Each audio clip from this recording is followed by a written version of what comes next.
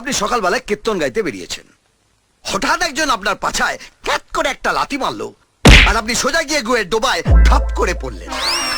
না না, হবে বলছি না, হতে হতে পারে। ধরুন না, আপনি আমাকে আদর করে বাড়িতে খেতে দিলেন, লুচি, আলুর দম, টমেটোর চাটনি। আমি লুচি আলুর দমটা খেলাম, কিন্তু টমেটোর চাটনিটা খেলাম না।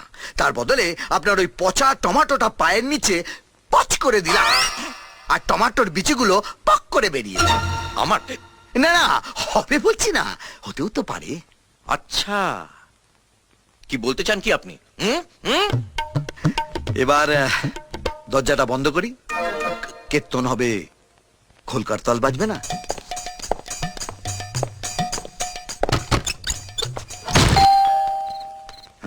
হরিপদ এসে গেছে। তুফানের বডির উপর আমার স্ট্যাম্পটা পড়ে গেছে। ভালো গন্ধ।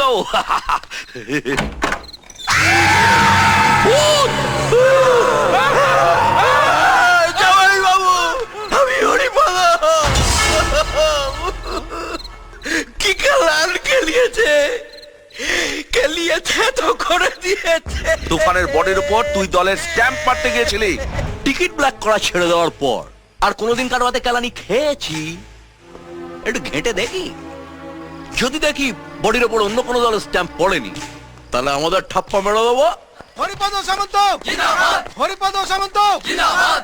হরি নামটা শুনলাম। হ্যাঁ, ভেতরে চলো, আরো কিছু শোনাবো। তোরা দাঁড়া। হরিপদ সামন্ত জিন্দাবাদ। বলুন, কি বলতে চান? আমার পাস্ট জানো? সিনেমার টিকিট ব্ল্যাক করতাম, ব্ল্যাকার উঠতে বসতে পুলিশের ঠেঙানি খেয়েছি। তবে যেই জামাইবাবু এমএলএ হলো, এখন উঠতে বসতে পুলিশকে ধাঁধানি দিচ্ছি। বড় বড় হেক্কার না হলে সব হয় না।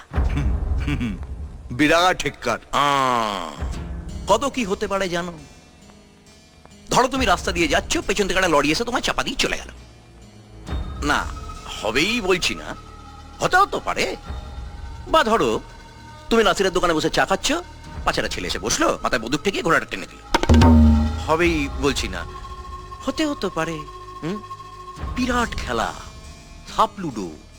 কে কখন মইবে, উপরে উঠে যাবে, কে কখন সাপের মুখে পড়বে, কেউ জানে না। না লেলিন, না মার্কস, না রামমোহন বিদ্যাসাগর। তাই ওদের মতবাদের সঙ্গে আমার মতবাদটা মেলে না। আমার মতবাদ আলাদা। চাড়ানার কীর্তন, বারোয়ানার দক্ষিণা। বোঝা গেল? দক্ষিণার ব্যাপারে পরে আসছি, আগে কীর্তনটা বলি। এই কলোনিটার তলে তলে বিক্রি হয়ে গেছে। এখানে একটা বিয়ার ফ্যাক্টরি হবে, এদের উচ্ছেদ করার সময় লাফড়া হবে। সেটা তুমি সামলাবে, পার্টি সামনে আসবে না। বদলে পার্টি তোমার একটা থাকার ব্যবস্থা করে দেবে, আর লাইফ টাইম মেম্বারশিপ। আর একটা উইকেট পড়েছে, বেটা খেলছে একেবারে ব্রেটলির মতো, পটাপট উইকেট তুলছে। ওদিকে যত কটা উইকেট পড়বে না, মনে করো আমার পুকুরে তত লরি মাটি পড়ছে। আপনি শুধু মুখেই বলছেন মাটি পড়ছে মাটি পড়ছে, এখনো এক টুকরো মাটি বলো না। এদিকে প্ল্যান দেখে এক গাদা লোকের কাছে টাকা খেয়ে বসে আছি। কবে প্ল্যান পাস হবে আর কবে পুকুর বোঝানো হবে? হবে, প্ল্যান পাস হবে, পুকুর বোঝানো হবে, সেখানে ফ্ল্যাট উঠবে। একটু দাঁড়াও না। 40 ওভার হয়ে গেছে, এখন বাকি আছে শুধু স্লগ ওভার। এই স্লগ ওভারে আমার মোক্ষম অস্ত্র হবে বাউন্সার।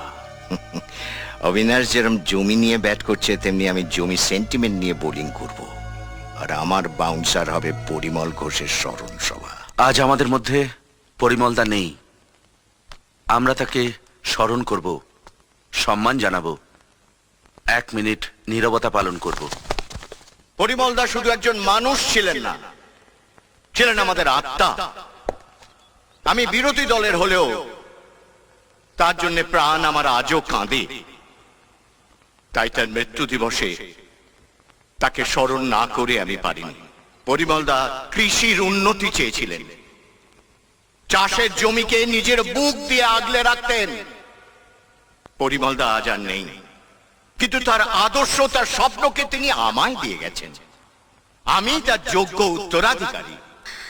তার আদর্শ আর স্বপ্নকে সামনে রেখেই আমি এগিয়ে যাব। পরিমলদাকে প্রণাম জানিয়ে আজ আপনাদের সামনে আমি শপথ করছি। কালু, সত্যি করে বলতো, তোকে স্কুলে খেতে দেয় না? সত্যি বলছি দিদি, ওরা কোনোদিন স্কুলে খেতে দেয় না। কোন স্কুলে পড়িস? Haridebpur primary school. এখানে ওই একটাই বাচ্চাদের স্কুল। বেশিরভাগ বাচ্চাই গরিব এখানে। সরকার থেকে একটা মিড ডে মিলের ব্যবস্থা করে দিয়েছে, কিন্তু আমি যতদূর জানি ওখানে তো রোজই খাবার দেওয়া হয়। আপনি যেটা জানেন না সেটা হলো ইঁদুরের উৎপাত। খাবারটা মুখ পর্যন্ত আসার আগেই ইঁদুরে টুক করে টেনে নিয়ে চলে যায়। হেড স্যারের নাম কি?